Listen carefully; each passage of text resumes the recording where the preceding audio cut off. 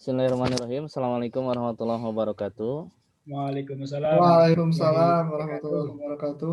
Sehat Pak Idan, Pak Bayu? Alhamdulillah Alhamdulillah. sehat baik. Alhamdulillah sehat. Baik Pak Idan, Pak Bayu, sebentar saja mohon maaf mengganggu waktunya.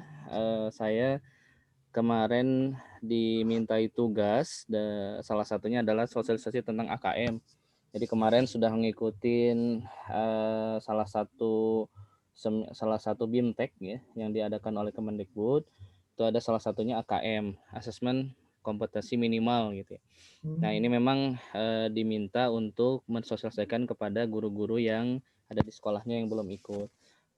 Pertama, mangga silahkan pada Pak Bayu, Pak Idan, bagi yang karena belum ikut ya, Pak Bayu belum ya, Pak Idan juga belum kan ya? Belum Ustaz. Nah, memang yang pertama harus disiapkan itu SIM PKB-nya. Nanti silakan sih SIM PKB-nya diurus, bisa ke MGMP kalau sudah gabung MGMP-nya. PKN sudah gabung belum Pak Bayu? Belum gabung ya MGMP-nya ya? Belum. Kalau BK ada nggak? Kalau BK ada Ustaz, Ada sudah ya? Sudah gabung ya? Nah, sudah gabung. Biasanya minta ke ketua MGMP-nya sama ke TU, bagian TU, biar bisa dibuatkan SIM PKB-nya. Dan itu salah satu syaratnya sebelum nanti bisa masuk BIMTEK-nya, bisa ikut BIMTEK-nya. Ya, nanti dikasih kode khusus gitu ya, tertentu sudah terdaftar sebagai guru belajar gitu ya. Nah, nanti bisa mulai gitu. Apa sih AKM itu sebenarnya? Kalau kebijakan dari menteri yang baru kita kan memang untuk sekarang sudah tidak ada lagi UN ya, ujian nasional. Jadi kelulusan itu ditentukan oleh sekolah.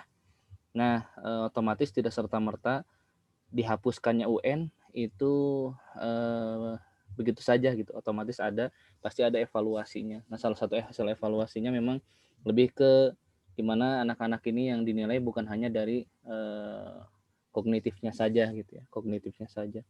Nah, maka muncullah formulasi baru namanya AKM gitu. Namanya sebenarnya AN ya, Asesmen Nasional. AN, Asesmen Nasional.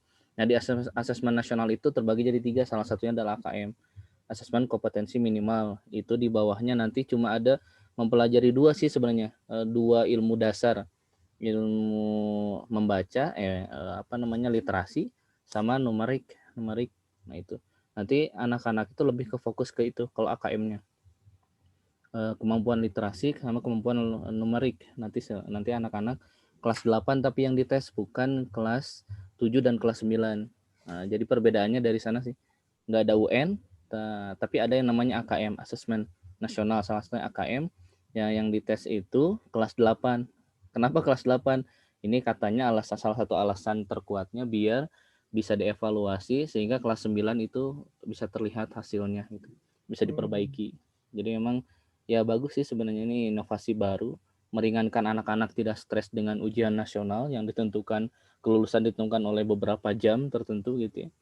Ya salah satu inovasi lah. Semoga bisa mengembangkan guru-gurunya, salah satunya juga gitu, adanya AKM ini, asesmen kompetensi minimal.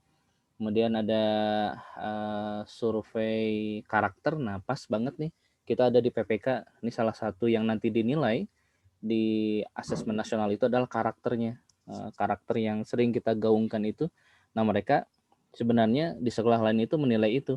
Kalau kita sih udah ada bidangnya, sub bidangnya sendiri, udah lebih enak sebenarnya sekarang gitu. Dan lebih enak, terus karakternya pun gak jauh beda dari yang kita gaungkan ke anak-anak gitu ya.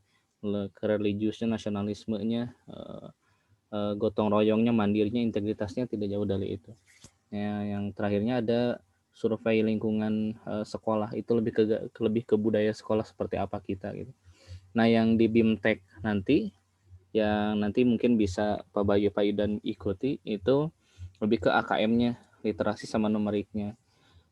Sebenarnya ada beberapa gelombang tuh ya, gelombang 1 sampai gelombang berapa tuh, 10 apa 11 gitu ya. Kalau belum ikut yang ini sekarang itu sudah terakhir kemarin hari Kamis itu gelombang 5. Nah, yang hari ini mulai itu bisa daftar untuk yang gelombang 6 sampai seterusnya. Harapannya sih bisa ikut semua dari sekolah kita, biar salah satu nilai dari ya mutu sekolah kita bisa naik gitu.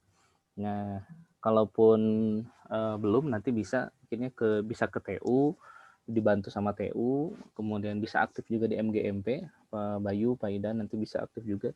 Alhamdulillah Bu Sabila juga tuh. Bu Sabila udah gabung juga sama Pak Idan ya? Keluar lagi.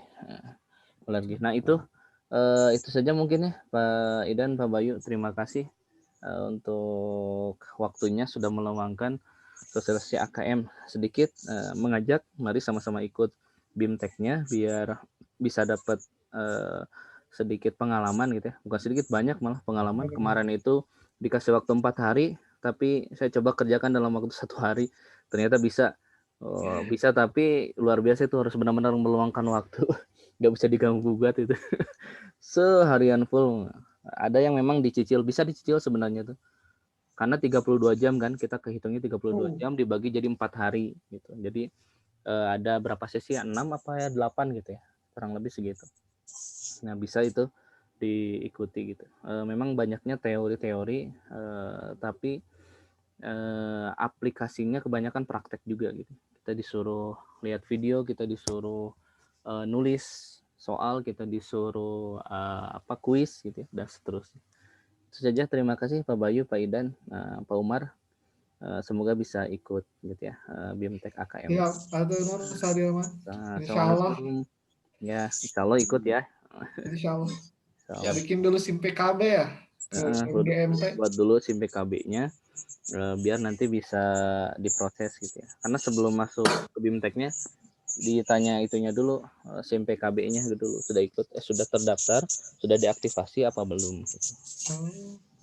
Itu harus ke ini aja apa? Hubungi ketua MGMP aja, atau ke TU juga? Sama dua-duanya sih, ke TU bisa diurus sama ke MGMP-nya. Ketua MGMP-nya nanti diminta aja pengen aktif SIM PKB gimana caranya gitu. Nanti bisa diproseskan. Terdaftar sebagai guru BK di sekolah apa gitu. Nah, Pak Bayu juga bisa tuh, mangga bisa diproses juga. Ya, insyaallah. Ya, syukron ya. Itu saja. Terima kasih waktunya. Assalamualaikum warahmatullahi wabarakatuh. Waalaikumsalam warahmatullahi wabarakatuh.